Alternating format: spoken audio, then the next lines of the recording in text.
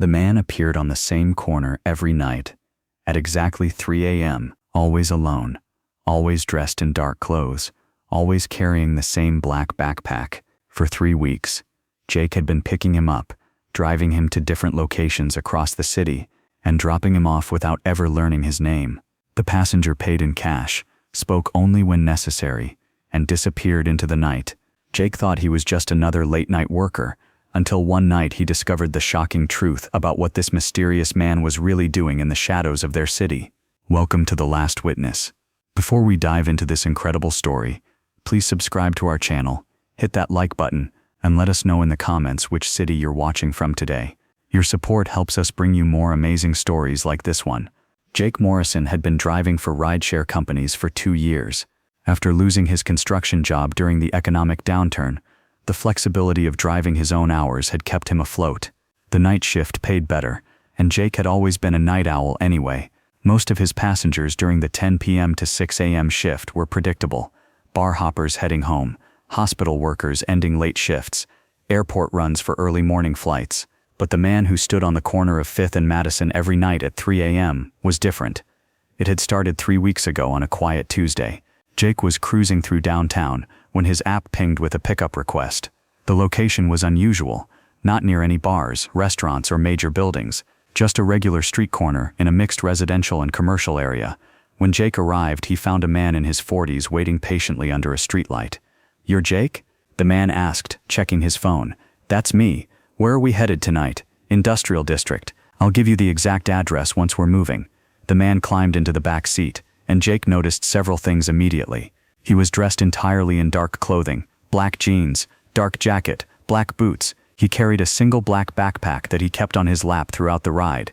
His posture was alert but relaxed, like someone accustomed to staying aware of his surroundings. Most notably, he seemed to be actively avoiding looking directly at Jake's rearview mirror.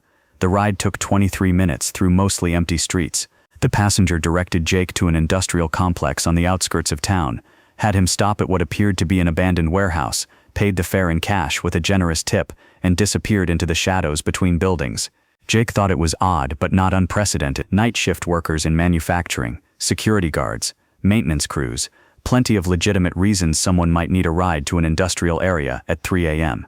The next night, same corner, same time, same passenger.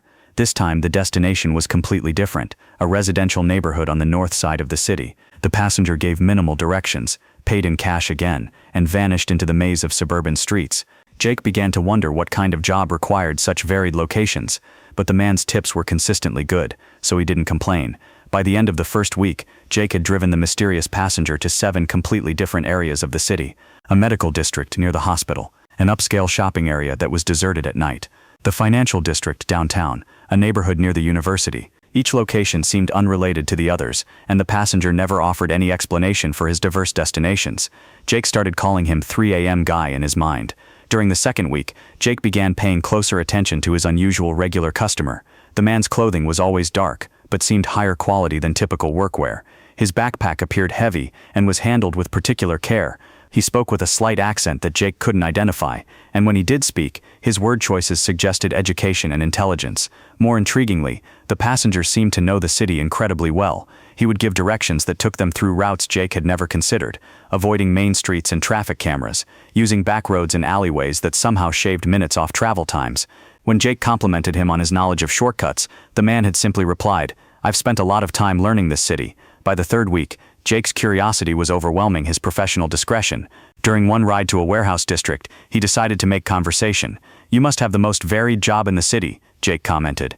"I've never taken anyone to such different locations every night." The passenger was quiet for a long moment. "You could say I work in problem solving. Different problems require being in different places. Like a consultant? Something like that." Jake tried a different approach. "You know, in 2 years of driving nights, I've never had a passenger who knew the city streets as well as you do. You sure you're not a taxi driver during the day?" The man actually chuckled at that. "No, not a taxi driver. But knowing the city well is important for my work. What kind of problem solving requires knowing every back alley and side street?"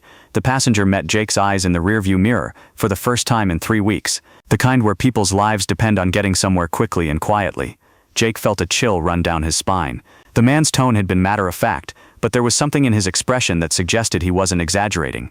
On the 19th night, everything changed. Jake arrived at the usual corner at 2:58 a.m., 2 minutes early, as had become his habit. But instead of finding his regular passenger waiting calmly under the streetlight, he saw the man pacing back and forth, constantly checking his phone, clearly agitated. When the man climbed into the car, Jake immediately noticed the difference in his demeanor. The usual calm alertness had been replaced by urgent tension. "We need to go to the Port District," the man said before Jake could even greet him. "Fast as you can, but avoid the main roads." Jake had never heard such urgency in the passenger's voice. "Everything okay? Time-sensitive situation. I'll guide you through the route." As they drove through the night streets, Jake noticed his passenger was using his phone in ways he hadn't before. Instead of occasionally checking messages, he was actively communicating with someone, typing rapidly and making brief calls in what sounded like code phrases. "Packages mobile, ETA 12 minutes, the man said into his phone. "Confirm secondary team is in position." Jake's hands tightened on the steering wheel. This didn't sound like any legitimate business he could imagine. "Left here," the passenger directed, then immediate right into the alley. They were now in a part of the Port District Jake had never seen before. Warehouse buildings loomed on both sides, and the streets were completely empty except for their car. Jake began to worry he might be unknowingly participating in something illegal. "Stop here," the man said when they reached what appeared to be the middle of nowhere. "Keep the engine running." Instead of getting out immediately, the passenger turned to face Jake directly for the first time. "Jake, I need to tell you something, and I need you to listen carefully. My name is Agent Marcus Reed, and I work for a federal task force that investigates human trafficking operations." Jake's world tilted. "What? For the past 3 weeks, you've been helping me conduct surveillance on one of the largest trafficking networks operating on the West Coast. Every location I've had you drive me to has been connected to their operation. Tonight, we're shutting them down." Jake stared at the man he'd been calling 3 a.m. guy in complete shock. "You're telling me you're some kind of federal agent?" "Specifically, I work for a joint task force that targets organizations that exploit vulnerable people, trafficking networks, forced labor operations, things like that. The group we've been tracking has been moving people through this city for over 2 years. Why didn't you tell me? Why use an Uber instead of, I don't know, government vehicles?" Agent Reed smiled grimly. "Because trafficking networks have people everywhere, Jake. They watch for government cars. They monitor communications. They track patterns. But nobody pays attention to rideshare drivers. You've been the perfect cover for an operation that couldn't be conducted any other way." Jake's mind was reeling. All those different locations, stash houses, transfer points, storage facilities. We've been mapping their entire network. Tonight, coordinated teams are hitting all of those locations simultaneously. As if on cue, Jake's phone buzzed with multiple emergency alerts. "Major law enforcement operation in progress. Avoid downtown, Port District, and industrial areas." Agent Reed checked his phone. "That's our signal. Jake, I need to ask something of you. What happens next could be dangerous, and you have every right to drive away right now, but we could use your help for about 10 more minutes." "What kind of help?" "The kind where you might help save some lives." Jake looked around at the empty warehouse district, then back at the man who had transformed from mysterious passenger to federal agent in the span of 5 minutes. "What do you need me to do?" "Drive me to one more location. There's a building 2 blocks from here, where we believe they're holding people who were supposed to be moved tonight. My backup team got delayed, but we can't wait. Every minute we delay gives them time to relocate the victims." Jake's throat was dry. "You're talking about rescuing people?" "I'm talking about getting there before innocent people disappear forever." Jake put the car in drive. The next location was a nondescript warehouse with several cars parked outside. As they approached, Agent Reed was coordinating with his teams through his phone. "Phoenix team, we're at the secondary location now. What's the status on the primary raids?" Jake could hear fragments of radio chatter through Reed's earpiece. Multiple locations were being hit simultaneously across the city. "Jake, stop here but stay in the car," Reed instructed. "If anything goes wrong, drive away immediately and call 911. Agent Reed got out of the car, and for the first time Jake saw him transform completely. The quiet passenger became someone moving with trained precision and authority. Reed approached the warehouse building with the confidence of someone who had done this many times before. What happened next unfolded like scenes from a movie. Within minutes, other vehicles arrived silently from different directions. Jake watched as a coordinated team of agents surrounded the building and moved in with tactical precision. 15 minutes later, Reed returned to the car with an expression of exhausted relief. "It's over," he said, climbing back into the passenger seat. "We got them all. The people who were being held, 17 people, mostly women and children, who were being trafficked from various countries. They're safe now, and the people responsible are in custody." Jake sat in stunned silence as emergency vehicles and law enforcement cars filled the previously empty street. "Jake, I owe you an explanation and an apology," Reed said. "I should have told you what was happening, but operational security meant I couldn't risk it. You've been an unwitting but crucial part of an operation that just dismantled a network responsible for trafficking dozens of people over the past 2 years. I don't understand. How was driving you around helping? Surveillance operations require getting close to targets without being detected. Government vehicles are too obvious. Taxis and traditional car services can be tracked, but rideshare drivers are invisible in the city landscape. You gave me the perfect cover to observe their operations, map their locations, and identify their patterns without anyone suspecting what was really happening. Over the next hour, as crime scene teams processed the warehouse and victim services personnel took care of the rescued individuals, Reed explained the full scope of what Jake had unknowingly participated in. The trafficking network had been operating across multiple states, using a complex system of safe houses, transfer points, and coordination centers. They targeted vulnerable people, immigrants seeking better lives, young people who had aged out of foster care, individuals struggling with addiction, and exploited them for forced labor and worse. "Every location you drove me to was a piece of the puzzle," Reed explained. "The industrial buildings were where they processed people. The residential areas were safe houses where victims were held. The commercial districts were where they coordinated with other criminal organizations." Jake thought about all those quiet rides, all those different destinations, all those nights when he'd wondered what his mysterious passenger was doing in such varied locations. "The night you asked about my job," Reed continued, "when I said I worked in problem solving, and that people's lives depended on getting places quickly and quietly, that was the truth. I just couldn't tell you the whole truth." "How long had you been tracking them?" "The task force has been investigating this network for over a year, but getting close enough to gather actionable intelligence required going deep undercover. Using rideshare services was my supervisor's idea. It's practically invisible surveillance." Jake watched as the last of the rescued victims was loaded into ambulances and victim services vehicles. "Those people, what happens to them now?" "They'll get medical care, counseling, legal assistance to stay in the country if they want to, help reconnecting with families if possible. Most importantly, they're free.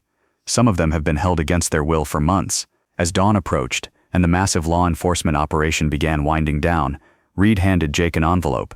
"This contains compensation for your time, and a letter explaining your assistance in a federal investigation. You'll probably be contacted for a debrief, but your role in this operation was invaluable." Jake opened the envelope and found more cash than he typically made in a month of driving, along with an official letter praising his essential contribution to a successful federal operation. "There's something else," Reed said. "This network was planning to move operations to 3 other cities. The intelligence we gathered through our surveillance, through your drives, has given other task forces everything they need to shut down those expansions before they get started." 3 weeks later, Jake received a phone call from Agent Reed. "I wanted to give you an update," Reed said. "The prosecutions are proceeding, and we've confirmed that your help led to shutting down trafficking operations in 4 states. The people we rescued are all doing well, and several have asked me to thank the Uber driver who helped save them, even though they'll never know who you are." Jake had continued driving his night shift routes, but every time he picked up a passenger now, he found himself wondering about their story. The experience had taught him that the city was full of invisible dramas, hidden purposes, and people fighting battles that no one else could see. "One more thing, Jake," Reed had said during that final phone call.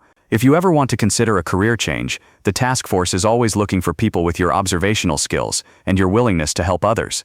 Jake had politely declined, but the offer made him realize something important. Sometimes the most significant contributions to making the world safer come from ordinary people doing their regular jobs while staying alert to the extraordinary circumstances happening around them. 6 months later, Jake was featured in a local newspaper article about citizens who assist law enforcement, though the details of his involvement remained classified.